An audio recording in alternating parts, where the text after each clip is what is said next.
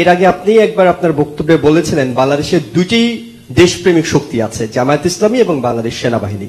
পরবর্তীতে আমরা দেখলাম সাম্প্রতিক সময়ে সেনাবাহিনীর বেশ কয়েকজন কর্মকর্তাকে আন্তর্জাতিক অপরাধ ট্রাইব্যুনালে তাদেরকে আটক করা হয়েছে এবং তাদের বিচারের দাবিটি উঠেছে। এই বিষয়ে জামায়াত ইসলামের অবস্থানটি জানতে চাই।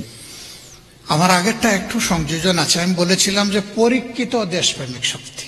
পরীক্ষিত শব্দটা আমাদের প্রতি আপনারা মহব্বতের কারণে বাদ দিয়ে দিয়েছিলেন। এখন কথা আপনার দ্বিতীয়টা, যে সেনাবাহিনীর কতিপয় অফিসার যারা গ্রেফতার হয়েছেন এবং কিছু দেশ ছেড়ে তারা চলেও গেছেন, এখন তাদের ব্যাপারে আমাদের দৃষ্টিভঙ্গি কি?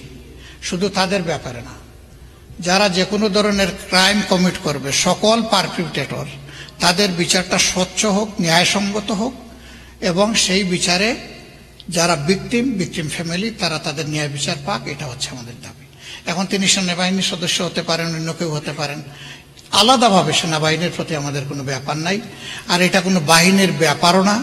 বাহিনীর কতিপয় সদস্য তারা তাদের শপথ ভঙ্গ করে অথবা দায়িত্বের অতিরিক্ত তারা কিছু করতে গিয়ে জাতির এই দুর্ভোগটা এবং যন্ত্রণাটা তারা তৈরি করেছিলেন।